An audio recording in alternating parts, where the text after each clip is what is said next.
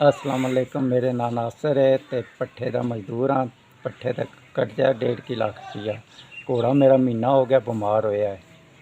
निज़ाम नहीं चलता पाया इहदा घोड़े का, ना विकदा पाया ते ना ये कोई निज़ाम है। बच्चे न 5 माशा निक्के न, इन्हां दा भी जेहड़ा निज़ाम जेहड़ा औखा होया। मैं पट्ठे ते रेड़े का काम करना पाया ते ना ये घोड़ा मेरा कम पाया दिंदा। ਇਹਦੀ वजह तो ਜਿਹੜਾ ना विकदा पिया ते ना कर्जा हौला हुंदा पिया, और दूना उत्ते चढ़ी जांदा है। ये मेरा घोड़ा विक जांदा ते चलो कोई थोड़ा बाला कर्जा हौला हो जांदा, हालात कोई ठीक हो जांदे। अज महीना हो गया, ना दिहाड़ी लगदी है पई, ना कोई कम है, बच्चे परेशान ने जी।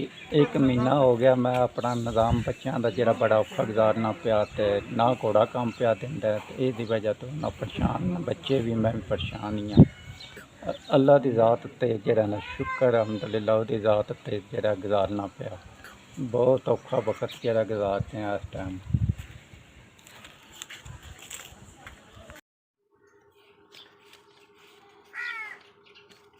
भला मैंने तुहाडा 7000 रुपया मेरे को पड़ गया, मेहरबानी है तुहाडी बहुत बेरोज़गार हाँ।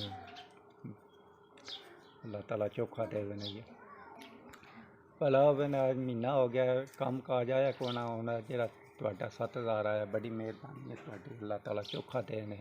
आमीन।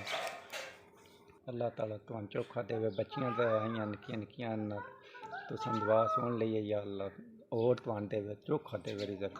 जिन्ना गरीबां दी मदद कीती है भला होवे न मजदूरां दी।